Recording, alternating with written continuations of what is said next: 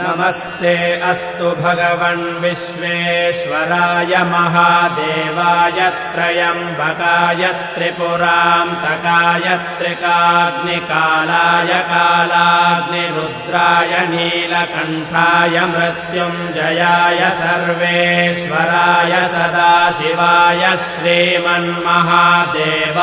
नमः। नमो हिरण्यबाहवे सेनान्ये दिशां च पतये नमो नमो वृक्षेभ्यो हरिकेशेभ्यः पशूनां पतये नमो नमः सस्पिञ्जराय द्विषीमते पथीनां पतये नमो नमो बभ्रुषाय विव्याधिनेन्नानां